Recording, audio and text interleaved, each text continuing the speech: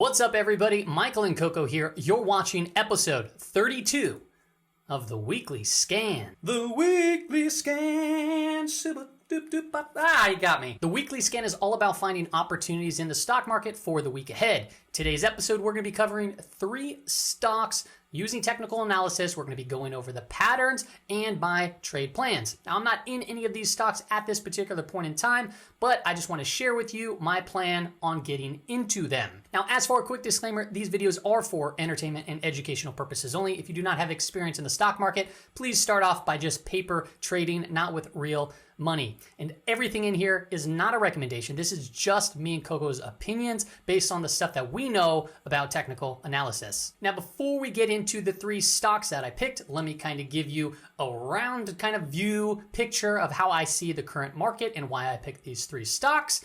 Then we're also going to be talking about my previous performance and the stocks that I'm currently in, as well as the 3 stocks that I picked last week to kind of just follow up on that. Then we'll obviously get into the 3 new stocks. So with all that said, let's get into it. First things first, the 3 stocks that I did pick today are again in the utilities sector.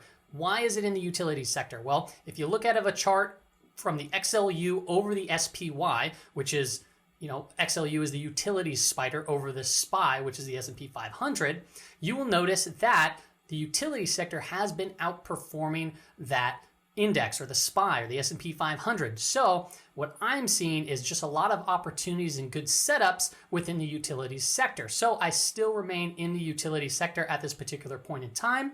When I look at the overall market, it does look really good right now, breaking out of an inverse head and shoulders, which you can see on my previous market brief. However, there's a few things that are still concerning to me, so I'm taking the more risk-off type of approach. I'm going into somewhat lower beta stocks, and I'm doing from the long side so I can catch kind of like the draft up if the market continues to move up. But if it does come down pretty rapidly, I will have the stop losses in place and I won't lose all that much. So it's a little bit of a, I'd say just a risk off approach to the markets. So that's what I'm going to be going into today for those 3 stocks. First off, let's go ahead and cover this dashboard that I set up very quickly on Photoshop. So first off, I went over, I'll get into the 3 stocks that I talked about last week, but what I wanted to show was a couple other trades that I posted on Twitter and also Instagram. So if you don't follow me there, during the middle of the week, I'll be posting other trades. So I did BBIO. It looked like a good setup. I bought in at 401, but then I got stopped out pretty quickly, about a $13 loss. Now, you might be thinking, oh, you only lost $13. Right, absolutely. But I want to preface this with, I started with a $3,000 account, smaller account, just to track this performance of the weekly scan and everything that I post. That was, the viewers, you all said, hey, that'd be cool if you do follow up and kind of track performance. So that's why I'm doing that. How am I doing overall for the performance since I started doing this? Well, it's been about a month and I'm up 5.49%. I started with 3,000 and now I'm at 3,164. So in 1 month's time, that includes the month of September, obviously, and coming into October, so mid-September to mid-October, we're up 5.49%. Mind you, in September, it was a pretty rough month for the overall markets, and I still feel like October could potentially be just, a lot of overhead kind of news and stimulus, so we're kind of seeing this ramp up. That's why I'm kind of hesitant. Watch my market brief if you want more details. But a lot of people would look at this and be like, well, I can do 1 options contract and make that kind of money. Yes, but you need to understand who wins in the long run. People that manage their risk or people that take on more risk. Chances are the people, like the tortoise and the hare from Aesop's Fables, you want to be, especially when it comes to investing and trading, you want to be the tortoise. You want to make sure that you're doing the right things, taking it day by day, slow by slow, and the finish line is whenever you want to completely stop trading. I don't plan on stop trading. I don't plan on stop investing. I plan on doing this for years and years and years. And the last thing that I need is to take on more risk than my account actually needs. Now, I trade with bigger accounts. However, this right here, just to give you guys kind of an idea, you could do the math yourself, but if I can get 5% a month consecutively, now there'll be drawbacks, but if I can get on average 5% a month, that's 60% annually. So imagine that by being able to up your risk over time, which basically means I typically risk around $30 per trade. Then all of a sudden, maybe if I start risking 35, then 45, as my portfolio increases, well, just do the compound math of what 60% is over the course of 14 years. That would be that'd be incredible, but that would take a $3,000 account. I'm sure probably well over $1 million by doing that. So put it into perspective. This is a long game, and you want to make sure you're taking the necessary steps with a small account before you start trading with a big account. Okay, this is not about big wins very quickly, because if you do go for that, chances are you'll go for it again and you'll get burned. It's just what happens with the market. It makes you feel super smart, always feeling really good when you take in some profits, and then it makes you feel like an idiot when you lose a big lump of sum, right? A lump of money. I don't know the thing. Okay, I'm veering off again, but let's get back into it. Ticker symbol LO. I posted that on Twitter and YouTube, I think it was, or Twitter and Instagram. We bought in 3 shares, which is a relatively decent size for my portfolio, and we sold 1 share here at $173.99, so got a couple dollars there, and then we sold another one, so I have 1 share remaining, which you can see right here are the current stocks that I have currently trading. And then ticker symbol JMIA, I talked about this one on the community tab and also Twitter and Instagram, and I bought in 20 shares, cost about $208. And as you can see, I sold here, I sold there, I had a limit sell here, and then another sell here, and then another sell here. So I was scaling out of my positions as the price was increasing, then the price was pulling back, and I said, okay, I'm gonna reduce the amount just in case it pulls back further. Now the price did pull back further, so I got to catch the run up, and then I held on to 5 shares just in case that we do get a continuation spike to the upside. That honestly doesn't look too good of a candle on the daily time frame. It's possible that we get an up spike, but it's also very possible that I just get stopped out here very soon with that. All right, PCG, I'll be actually talking to here in just a second. And then this last one over here I'm currently in, GDYN, I bought towards the end of Friday. Looked like a nice bull flag setup. Got 20 shares. It's not that fast of a moving stock. It might have a beta of 1 or potentially over 1, but I'm playing the speculation that we'll see a breakout there. We may or may not, I will see, but the position size is small relative to my portfolio.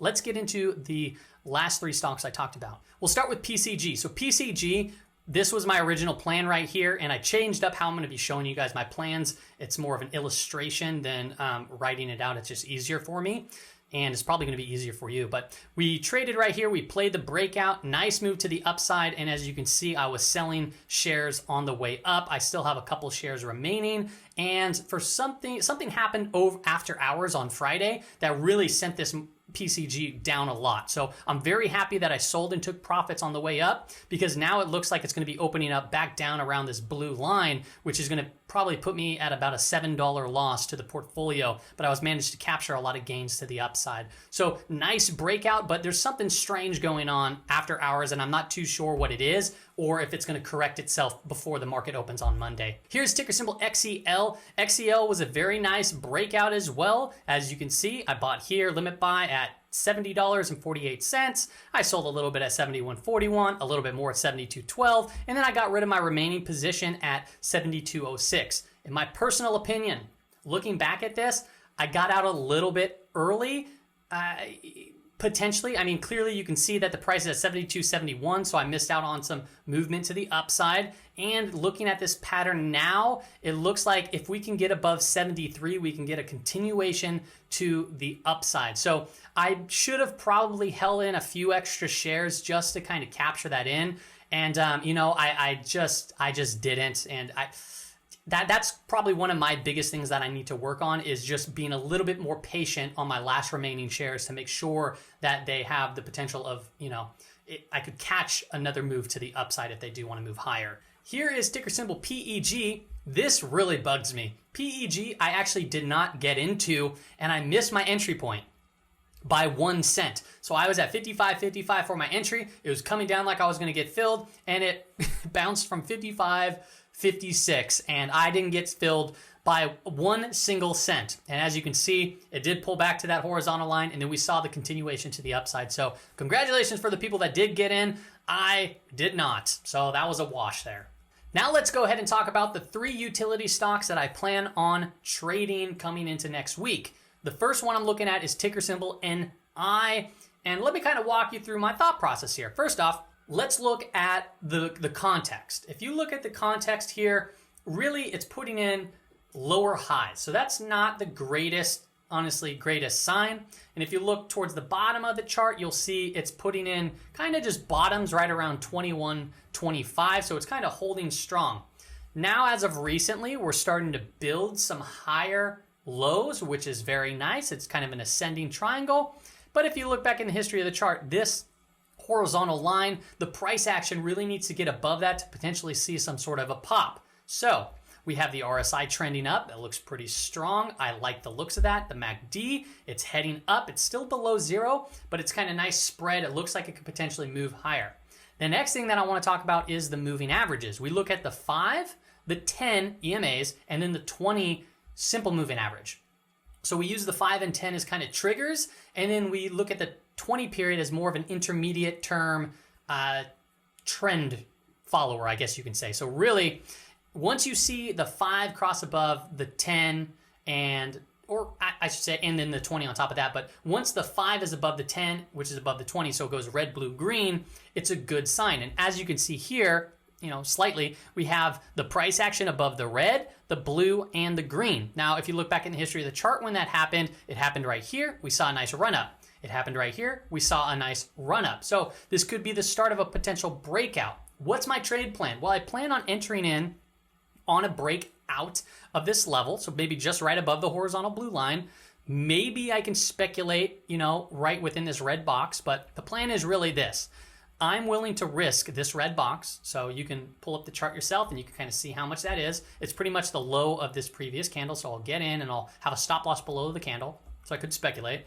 But then my potential reward is right here, the green box. So that is a probably, you know, close to, you know, 3.2 to 1 risk versus reward. Let's just call it a 3 to 1 risk versus reward ratio here, maybe more.